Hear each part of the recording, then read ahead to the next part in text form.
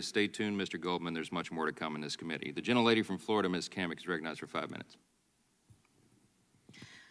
Thank you, Mr. Chairman, and thank you to our witnesses for appearing before us here today. I've heard your last name pronounced a couple of different ways today. How was it properly pronounced? Seligman, thank you very much. Seligman? Seligman. Okay, yes. Thank you, Mr. Seligman. You stated you are an expert in constitutional law, correct? Yes. Okay, excellent. In your testimony, your written testimony, which was provided to us late last night, it says that, quote, this is your writing, no government official ever threatened any social media platform with adverse action if a platform declined to moderate content flagged by the official or if a platform decided not to take an official's suggestions. Do you stand by your testimony? Yes. Okay. Now, a few minutes ago, just prior, you said that members of the legislative branch don't qualify for this particular statement, despite the fact that you said no government official ever.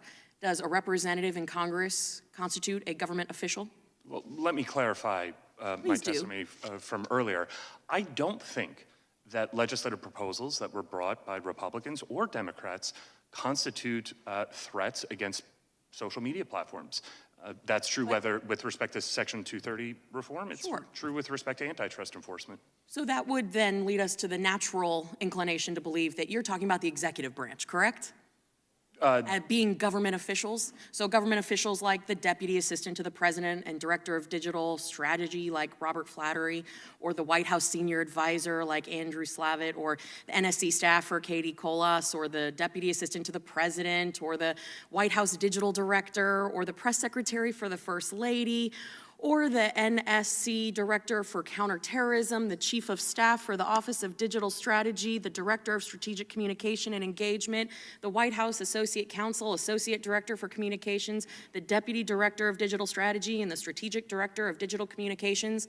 Those are government officials, correct? Yes. Okay, and what's so interesting is that all of these members of the executive branch, all of them have communications, thousands of emails between them and Twitter and Meta officials where they demand that posts be taken down and censored. I'll give you a couple of examples, and then we'll see if you still feel so strongly about your words. January 23rd, 3 days after the inauguration, at 1:04 a.m., Clark Humphrey of the White House emails Twitter and says, "We're flagging this post for you. Hey folks, wanted to flag this tweet, wondering if we can get moving on the process to have it taken down, ...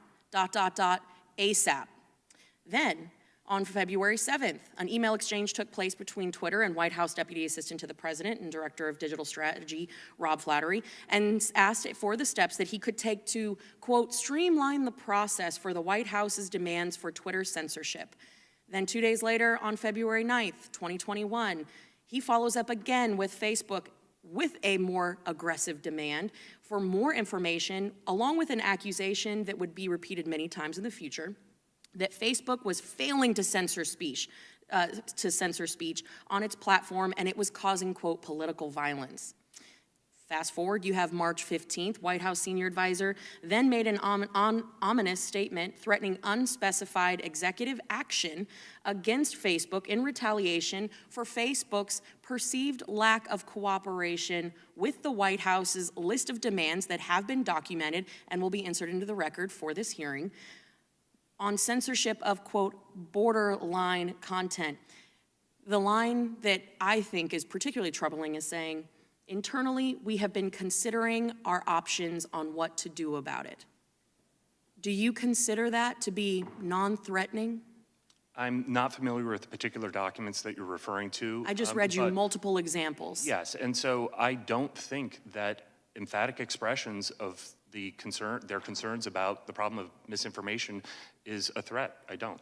So when President Biden says that social media companies are killing people, and then there is a direct line from the White House to the social media companies demanding posts be removed, going so far as to say there has to be a quick and devastating takedown, a published takedown, that is not a threat? I don't believe so. Wow.